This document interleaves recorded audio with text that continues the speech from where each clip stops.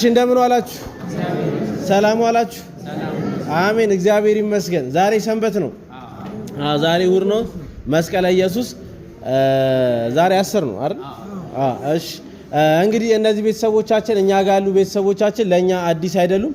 ዛሬም ደግሞ እኛም ብለው እዚህ ተገኝተዋል። በመጀመሪያ እስቲ እንኳን ደህና መጣችሁ በሉልኝ። እሺ እንግዲህ ዛሬ የምሳችን ፕሮግራም ነፍስ ይማር ነው። እህተ ሚካኤልን ነፍስ ይማር እያልን ነው የምንመገበው ማለት ነው። ነፍስ ይማር፣ ነፍስ ይማር። ዘካሪዎቹንም እርሜና ጤና ይስጥልን። አሜን።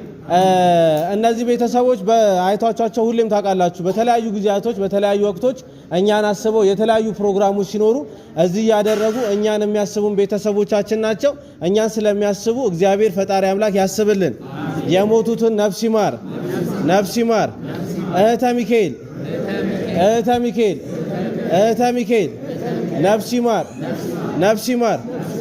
ሁሌም እንላለን እንደዚህ አይነት እንግዶቻችን ሲመጡ ይሄንን ፕሮግራም በሰፈራቸው በአካባቢያቸው ዘመድ አዝማር ጠርተው ማድረግ አይችሉም እንዴ? ይችላሉ። ዘመድ አዝማር ጠርተው ጎረቤቶቻቸውን ጠርተው ማድረግ ይችላሉ።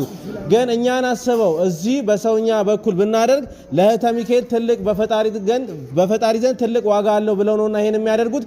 ፈጣሪ አምላክ ስራቸውን ይቁጠርላቸው።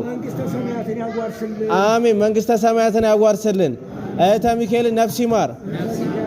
ይሄን የምስጋና የምስክር ወረቀት አቶ ተፈራ ነፍስ ይማር ብለው ይሰጡልናል።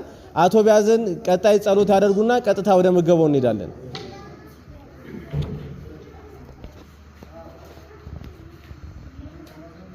ተቀበል።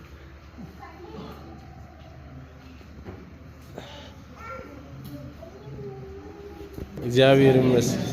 እግዚአብሔር አምላክ በሰላም ያሳደረ በሰላም ያውለን። አሜን። ከዕለት ጥቂት ከዘመነ መንግስት ያሸጋግረን። አሜን። እግዚአብሔር አምላክ የሞቱ ነፍሳተ ክርስቲያን ይማርልን። አሜን። የሰተ ሚካኤል ነፍስ ይማርልን። ነፍስ ይማር። የሰተ ሚካኤል ነፍስ ይማርልን። ነፍስ ይማር። የሰተ ሚካኤል ነፍስ ይማርልን። ነፍስ ይማር። አጥቃቸውን ያለምልምልን። አሜን። እግዚአብሔር አምላክ ዘራቸው የተባረከ ይሁን። አሜን። የሐዘን ዳርቻ ያድርግልን። አሜን። ክርስቶስ አለው በስጋ አለው በነፍስ ይበልልን። አሜን። ወራቢ አስፈራቢ ያሳጣልን። አሜን። በሰላም እንደመጡ በሰላም ወደ ቤታቸው ይግቡልን። አሜን። ነፍስ ይማር።